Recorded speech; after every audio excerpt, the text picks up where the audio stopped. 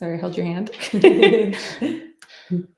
Hello, welcome everybody. We're gonna get started here shortly. Let me just click a few more buttons to get us up on our live streams. But just to say hello, I'm Kat from the Wild Alaskan Company recipe team, joined here today by Chef Mandy Dixon, chef owner of Tutka Bay Lodge. Ooh, we're gonna hold on, one more button to press. We're gonna go live on Instagram now as well.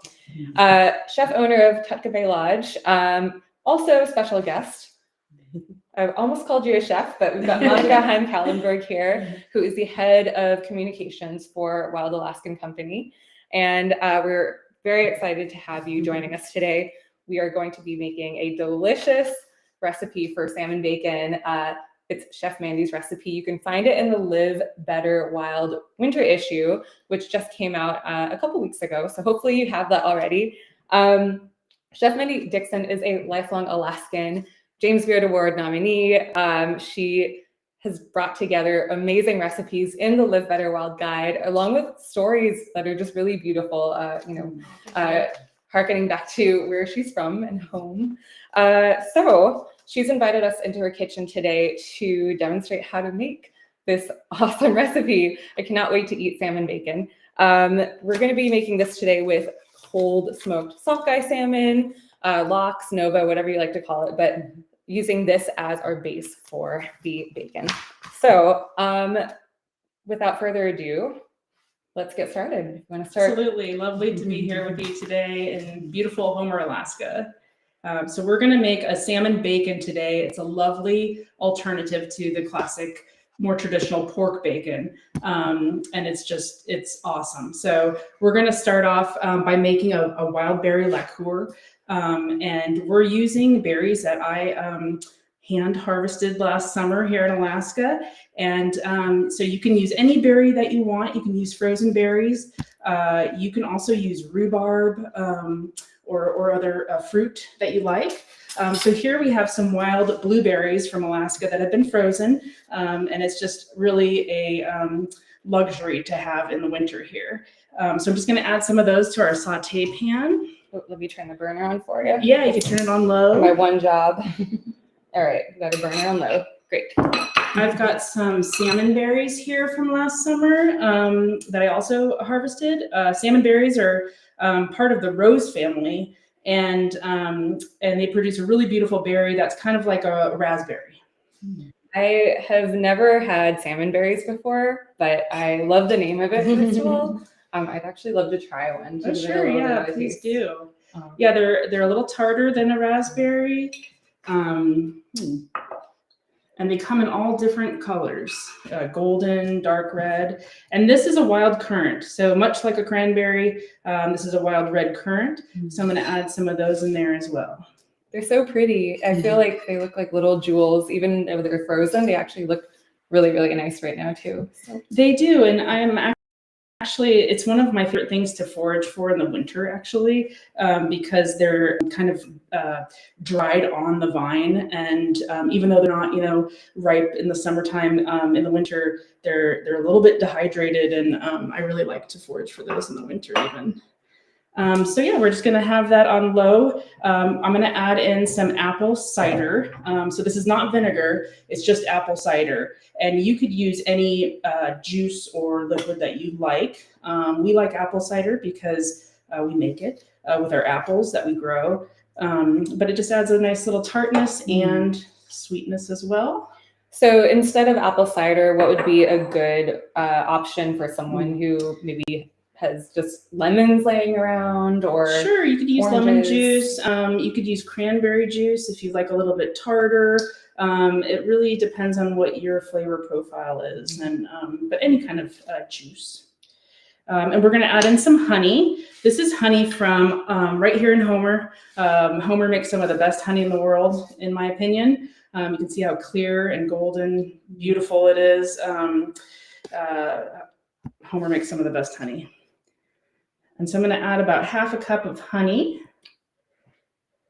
And if you did not want to add honey or didn't have honey, using maple syrup is a great alternative. We produce birch syrup here in Homer, which is from the birch trees. But that's a great alternative to the honey if you wanted to. I know, Monica, you love using maple syrup with salmon. I So do. Yeah, Oh, yeah. I do. I love honey too. Mhm. I guess that gives it nice body and also the sweetness. Yes, it adds the sweetness. It adds to the nice glaze that we're going to glaze our fish with. So next, I'm going to add in half a shallot. And shallots come in all different sizes. So we really want to have like a medium large shallot. So we're going to do half a shallot here, and I'm just going to slice it. So we're just adding the shallot to add flavor to the lacquer. So it doesn't really matter how you cut it up, but I'm just going to do some kind of thicker slices here. Peel off. do you ever add in something like herbs to the lacquer itself? Sure. I mean, it's really, it can be anything you want. You can add in garlic or thyme or any herb that you really prefer. The recipe can be versatile and forgiving. So add in what you like. I'm going to add in a little bit of cracked black pepper. Will shallot get strained out afterwards? We don't strain it out. You can use it when it's done, or sometimes I like to glaze the salmon with the shallots and the berries. But no, we don't strain it out. Okay. And so we'll actually simmer this for about 30 minutes on low. And so that sounds like a long time, but it really it cooks it slowly, so all those flavors combine together, and then it makes a nice syrupy glaze at the end. Okay, well, I still haven't brought this to a simmer because I think the flame was extremely low, but magically we do have some finished berry lacquer here. So I'll slide this in front of your perfect little workstation here. So this is what the lacquer ends up looking like. It transforms basically from this delicious, juicy punch. Looks like I want to put something delicious in here. And then turns into this, a really dark, thick, viscous lacquer. Yeah, it's beautiful. So that's what you want your lacquer to look like, is a thick syrup. And then I'm going to go ahead and grab this cold smoked salmon. That is just so beautiful. Comes pre-sliced, so super easy to just take out of the package and put right onto our silpat that we have here, which is a silicone baking mat. You could put it onto parchment paper as well, or nonstick sheet pan if that's what you have.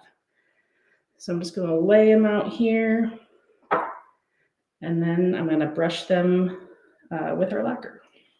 So do you need to do any sort of like oiling of the silpat or parchment if you're making salmon bacon? Nope, you sure don't.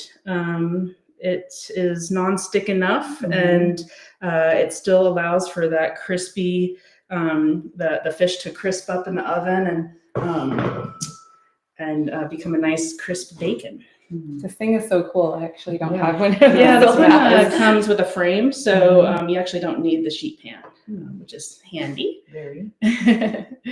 So I'm just gonna brush some of our lacquer onto the salmon.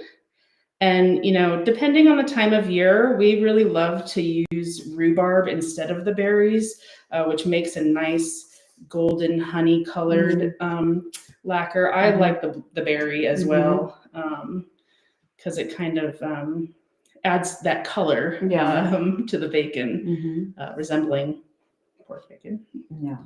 And just that juxtaposition of the sweet berry juice with the, robust sockeye salmon flavor is just, you can't beat it. Yeah. And the salmon bacon, can be used in all sorts of different ways. So we love to use it in a eggs Benedict or breakfast dish, but it can also be used in a salmon BLT or crumbled on a Cobb salad, or all different ways to use the salmon bacon. And it could really be a pescatarian alternative. Yeah, exactly. So you don't need much. You can just kind of paint it on there, And again, if a shallot or a berry comes on there, that's just fine. Yeah.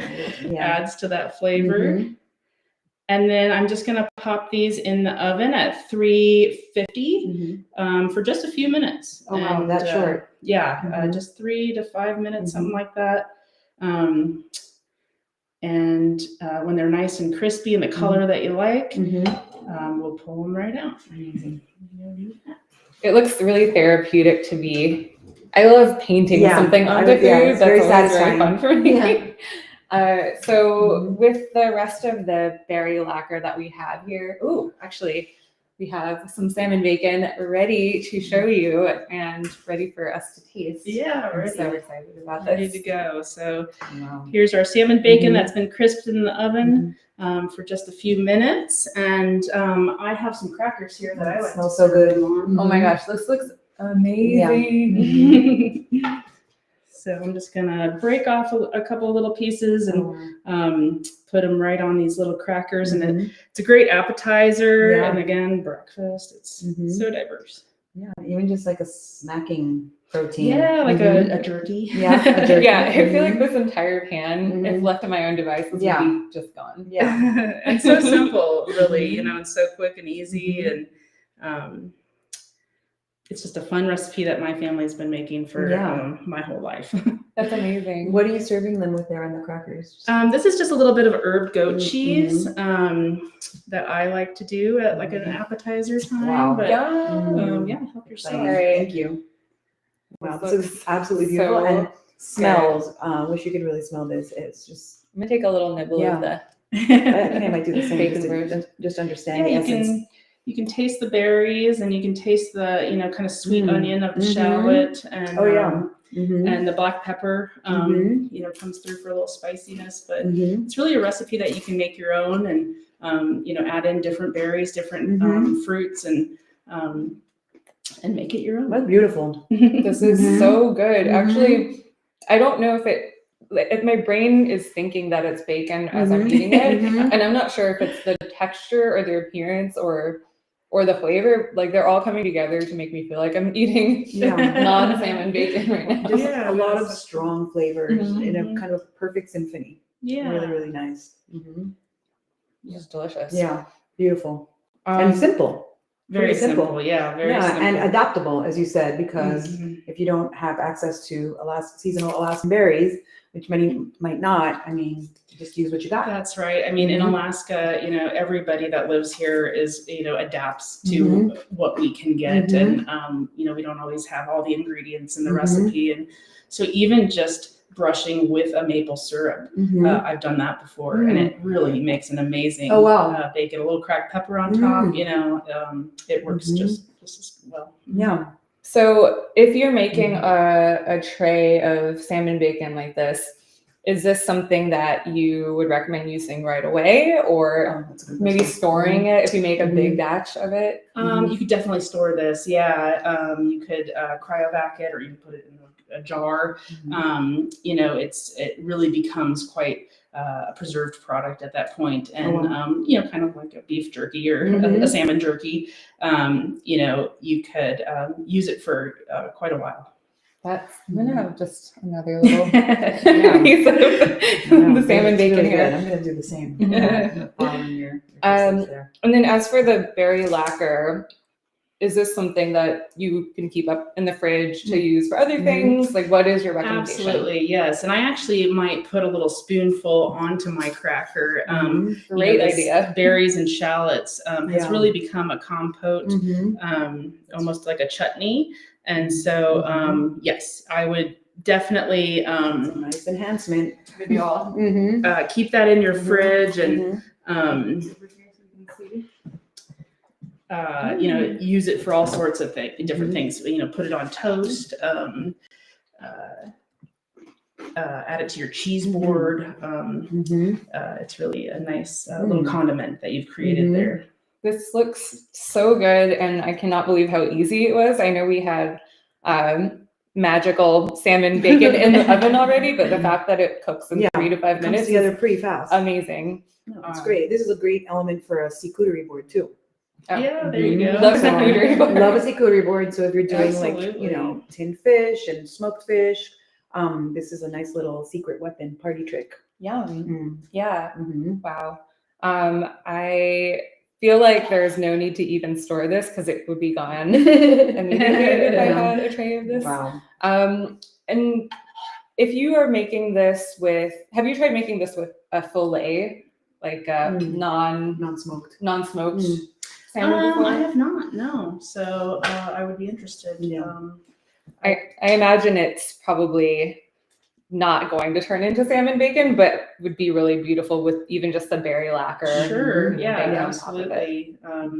Adding that nice color to there, and maybe put it in at a higher heat and for a brief amount of time would make a nice bacon fillet of salmon. Yeah. Oh yeah, like under the broiler, I think would be really good. I mean, sometimes even when I just pan sear salmon, and then there's just the little, like tiny thinner bits, the tail bits that just kind of Get a little crispier. crispy, crunchy. Yeah. I love those guys. Oh yeah. I really do. Like I can be found scraping around for those. Yeah, the tail pieces are great Mhm. for that. Mhm.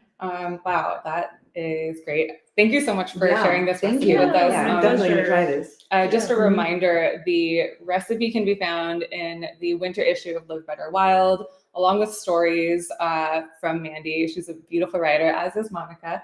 And I think it's just a really nice way to tuck into the season. It's still quite cold up here in Alaska, especially when we're right off the water in Homer.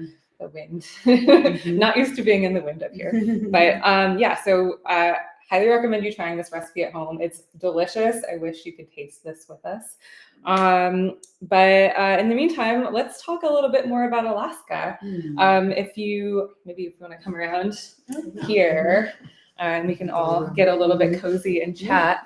So winter in Homer. I haven't spent much time in Homer during the winter personally. But, being here now, I am really appreciating the beauty of the season. Is there something that you absolutely love about being here during the winter, during the time when it's not a bustling tourist hub? Absolutely. I mean, I love Homer in Alaska in the summer, but it is very busy and it is a bustling hub for sure.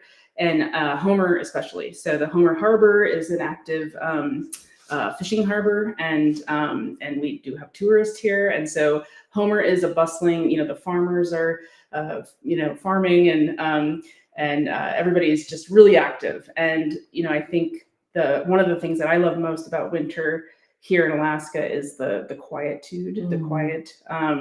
It's very quiet, and it allows me to really, hear the other sounds of nature that you might not hear in the summertime. The animals, we have, a nice layer of snow on the ground where you can see stories of animals play out, wings of the owl and tracks of the rabbits and things like that. And it's just a very, very peaceful place. Seeing the snow fall on the bay with the dark color of the water. It's a very peaceful, quiet place. So that's definitely what I love about this time of year. That definitely resonates. I guess I would add that coming to Alaska in the winter for me was always like before I came, terrifying because of the absence of light. Yes. The short, the late sunrise and the early sunset. I was always kind of terrified about what that would feel like. But you start to realize, and you can probably vouch for this, that the light that does show is incredibly magical. Yes. And some of the color escapes that you get during those dawns are just like, you don't see that. It's very unique to winter in Alaska. Absolutely. The light is something so special. And, this time of year, we're starting to gain light every day. And it's just such a cherished thing to see. But even, today we have, when the sun sets, the light changes every single day. Yeah, it's really really dynamic and special, and like the animals, kind of a storytelling, like main character of Alaska. I love that. Yeah, I haven't seen that many animal tracks just because I haven't been in the snow much today, but I would love to learn what moose tracks look like because I have no idea. Right Yeah, you'll see those. Just Just turn your face and you'll see some there. Little- And better than the tracks, you'll see the moose. Yeah. So. Yes. That's true.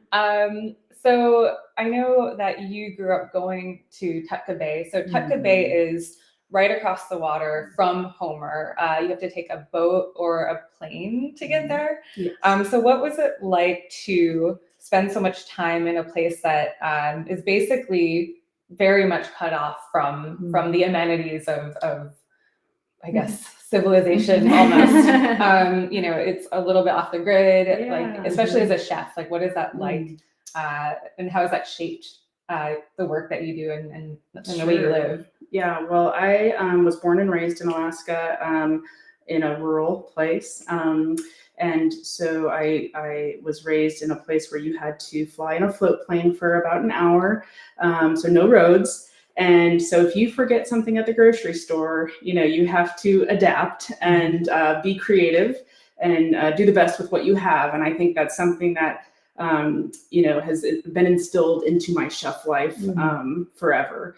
And we grew up in a very much a backcountry Alaskan lifestyle. My parents homesteaded in the late 70s in Alaska, and you know, that sustainability and kind of backcountry attitude and is really a part of the chef that I am today.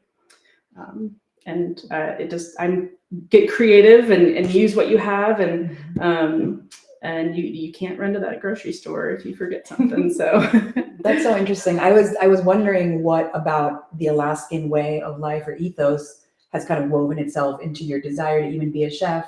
I know you come from a whole family of chefs, so I think Yes. that's just in your DNA.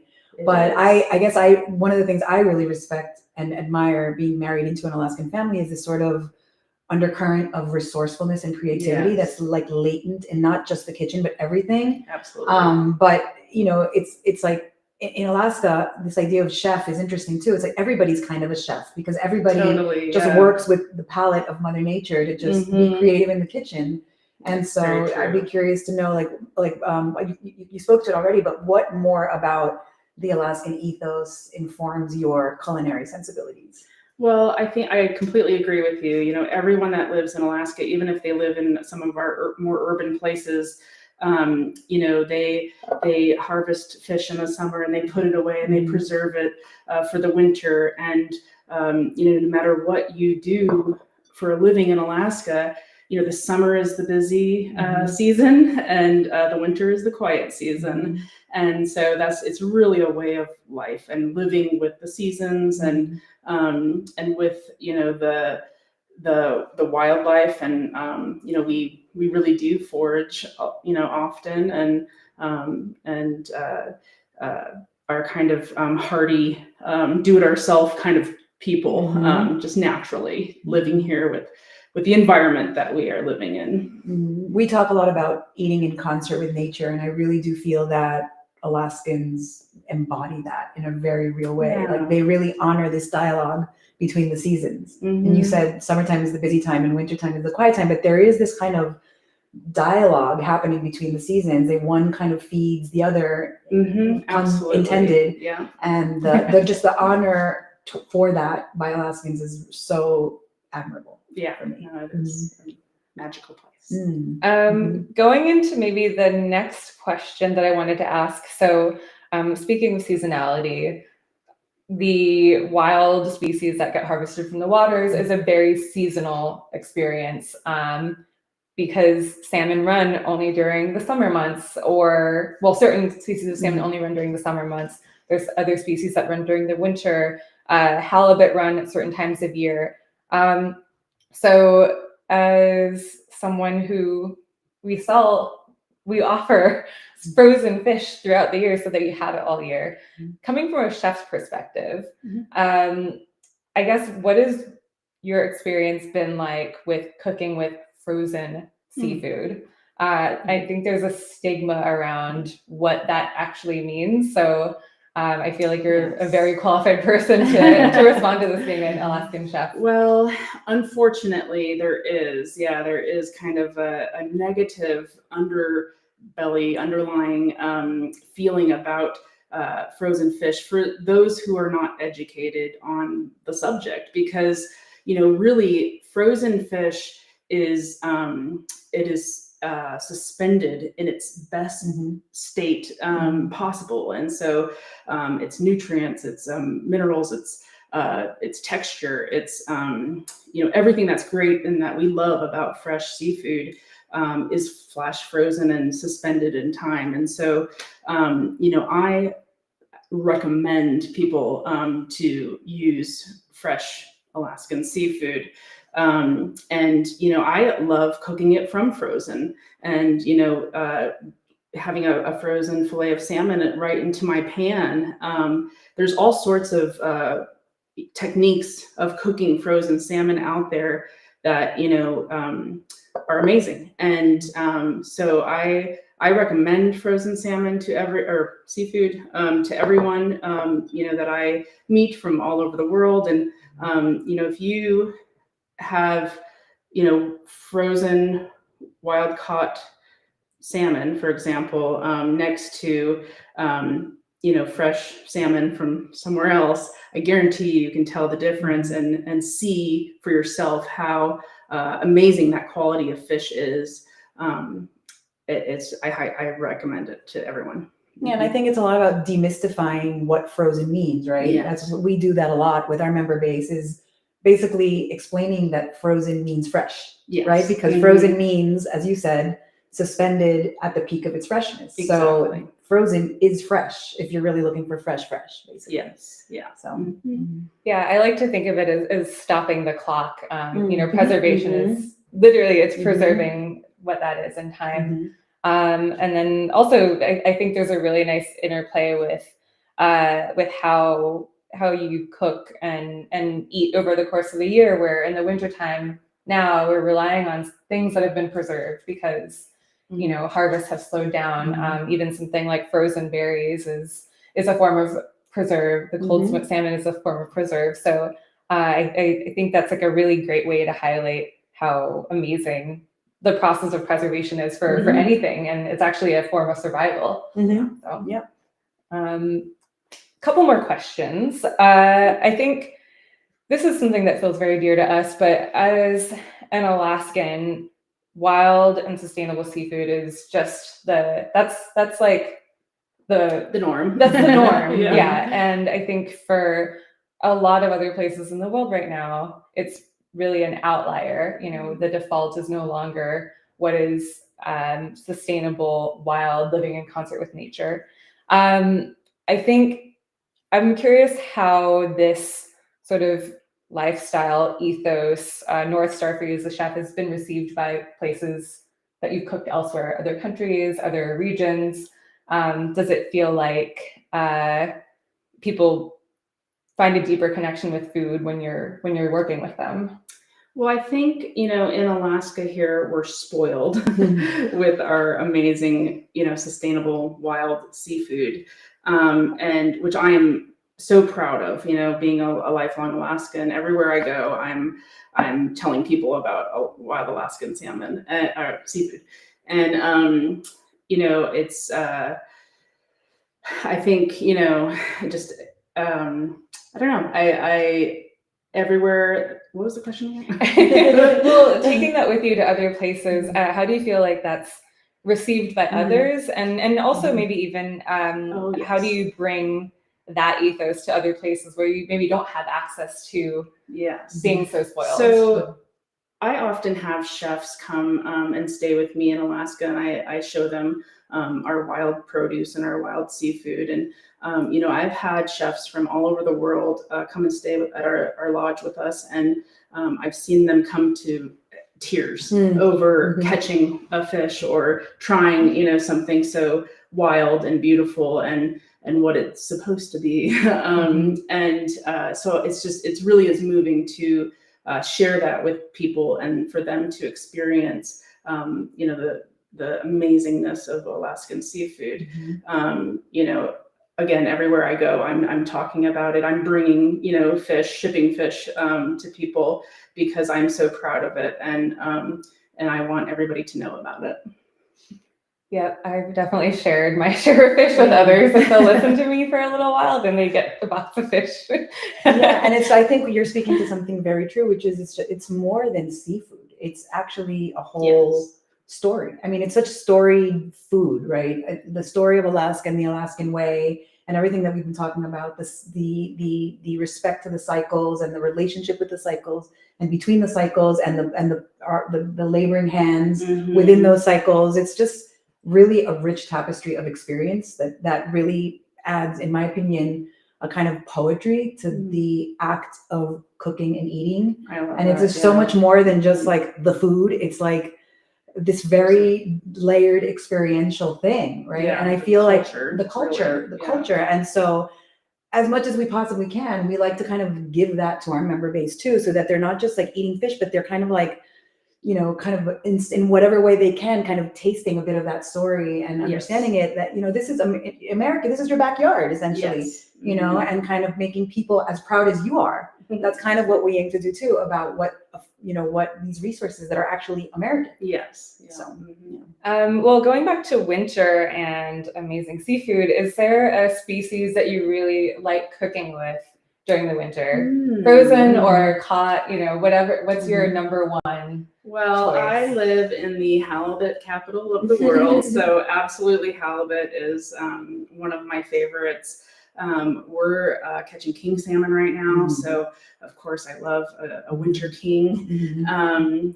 But you know, sable fish is kind of black cod is kind of in my heart. So that's definitely my favorite any time of year, really. My favorite. Any favorites for you, I mean, Monica? I like them all in different moments for different reasons. I'm having kind of a renaissance right now with king salmon. For a long time I was like, no, I'm a strict sockeye girl. But then I recently had some king salmon. I was like, wait a minute, I'm something's shifting here. Admittedly, I have halibut is something that I oftentimes overcook. And I know that there is a sweet spot there. And one of these days I might ask you to teach me your ways on that one, because I always tend to overcook that one. The handful of times that I have, and I'm like, oh, this is it, the sweet spot, you know, but it's a tough one for me. But I love it. I absolutely adore halibut. Well, and I think that's what I love about the sable fish and king salmon. It's got a lot of fat. And it's forgiving. Very forgiving. But I do love king salmon. Yeah. I do like recommending sable fish to people as a starter fish if they're, especially if they're trying to practice searing a fillet of fish just in a pan. Sable fish is so forgiving. It's easy to sear salmon too if you know what to do, but sable fish you have a little more grace. With that. I have a hard time eating sable fish in any way other than miso mirin honey. Yeah, it's sort of like candy, basically. Oh my gosh, I know. That and a bowl of white rice and you know, that recipe for that miso black cod, you know, kind of became famous with the chef Nobu. And he used to have a restaurant in Anchorage, Alaska. Oh wow. And I think it was back in the 80s, and he had a little restaurant, and he would come down here to Kachemak Bay and go fishing and get his, you know, famous black cod from right here in our backyard. And then he ended up moving to Los Angeles, and the rest is history. The rest is history. But it's a fun little story. But that's a great recipe for It's like such a great recipe. and it's also it's kind of like if you want to impress and you don't really have a lot of experience, that's kind of like you can't, it's foolproof. You know. It is, and it's so tasty. I love it. It really is tasty. Well, I would love to maybe take some questions from the audience. I have a few here that I'm seeing on my chat. I guess going back to the bacon really quickly, the salmon bacon, that is, how long would something like this keep in the fridge, or do you keep it at room temperature? What is your recommendation for that? My recommendation is to keep it out at room temperature in kind of an airproof container. You know, I wouldn't keep it more than, I don't know, 5 days or something like that. Personally, you certainly could refrigerate it for longer, but then you'll probably want to put it back on the silpat and crisp it up again. Okay, cool. So 5 days If it lasts that long. Yeah, I know that. Like 5 days is a fake number because it's going to be gone before Right. then. But yeah, covered container. That is a great recommendation for that. Another question. This is a fun one. Favorite drink pairings for someone who's looking for a little treat to go with any sort of, maybe I'll say for the salmon bacon. What do you think is a good pairing for this? Well, personally, champagne for the celebration that you're having. But I think a nice Sauvignon Blanc, kind of crisp and refreshing, goes great with the smokiness of the salmon bacon. Would be my recommendation. And then how about red wine and fish? Red wine and I guess even, any fish. I think of red wine with salmon, but I think you can do white fish as well. Absolutely, yeah. I'm more of a white wine girl, but I do like a fruitier, lighter red wine with salmon, for sure. Yeah. All right. Another question. All right.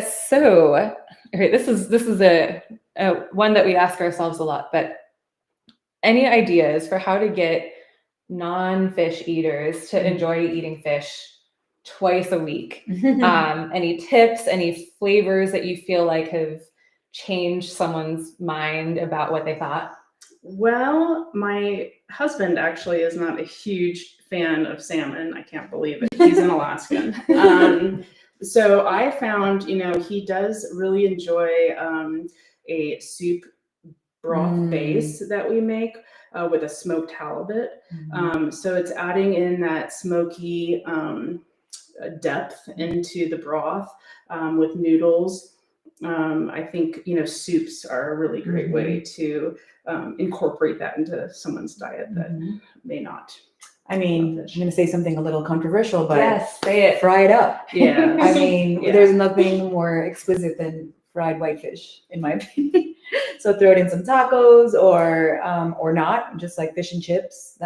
And whitefish can be more mild than salmon. So if somebody finds salmon too, flavor forward, whitefish like lingcod or cod. I mean, sometimes even sablefish is a little decadent for the non-fish eater, but lingcod or cod, yellow eye rockfish even, fry it up, make some tacos. That's regular in our house. Batter around there. Yeah, he would eat that. That sounds good. I feel like that's a good direction. Bread it, fry it, and you still get to taste the fish and enjoy the texture of it, and it's still there. But yeah, and you can also air fry it if you want to not be over the top decadent. You can air fry it, and I'm not going to say it's the same, but it definitely does the job if you're looking for that kind of crispy, crunchy texture. Okay, so soups and breading and crisping something. Those are some tricks to get people to eat more than twice a week. Any other questions? Let's see. There is one more here. Is there a unique Alaskan way to cook salmon that perhaps people in the lower 48 have not experimented with? So the lower 48, just for context, is anywhere in the continental or contiguous US. So the lower 48 states, which is where I live. I mean, that's a hard one. I'm not sure what people, if there's any secret salmon recipe out there besides our salmon bacon, is a really different way to try salmon and, like I said, a salmon BLT or something like that.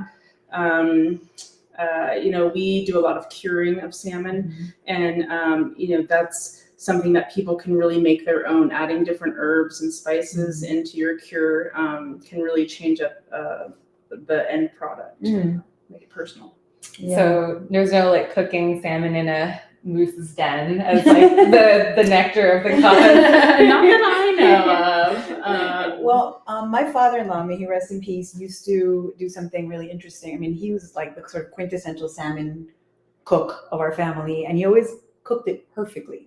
And I always marveled because he didn't even do anything fancy or didn't seem to do anything fancy, but the finished product was always like, how'd you do that? And something I noticed that he would often do is just cut it into cubes, perfect little cubes from frozen, Mhm. and cook them in like from frozen cubes. So they were like symmetrically perfect.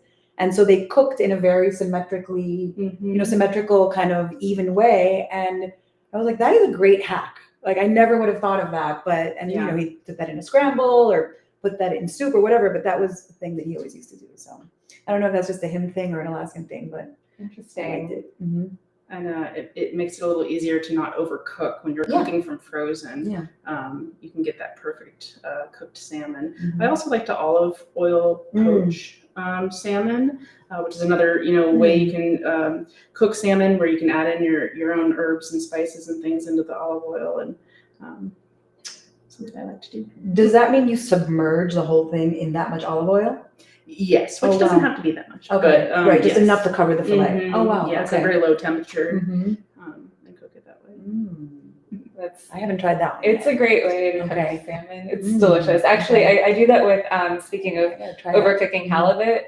Try Oh, doing okay, an maybe oil that's poach. my- Yeah. And you don't mix it with anything, it's other than the herbs and the seasoning? Yeah, I put some garlic in there. I Mhm. put some herbs, thyme and some spices in there, and then just let it go real low, where it's just kind of bubbles are coming up with the olive oil, and it really turns out nice.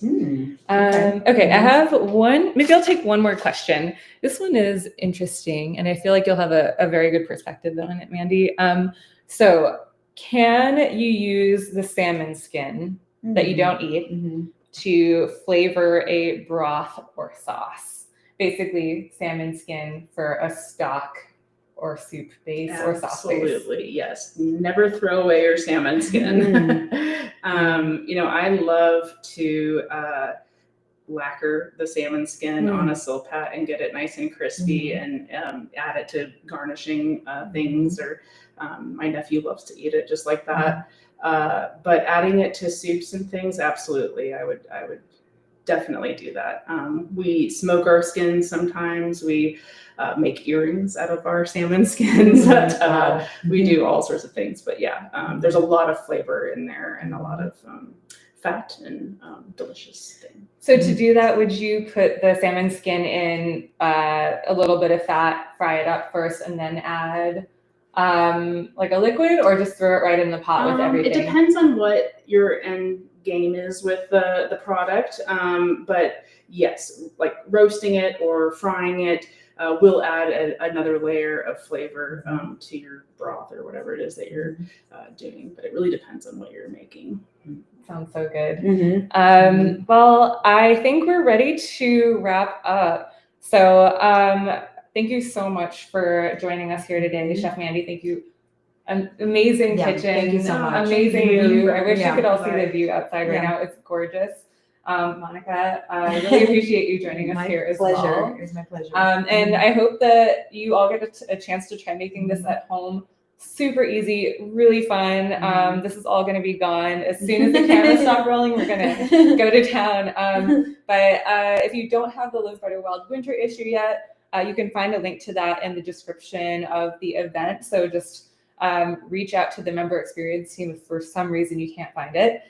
It'll have this recipe and more. We're really looking forward to the spring issue that we're working on now. Chef Mandy will be adding more stories and recipes to that. So with that being said, live wild, everybody. Thanks for coming. Bye. Bye. Time to eat now. Time to eat. Yeah. Amazing. Thank you. Thank you.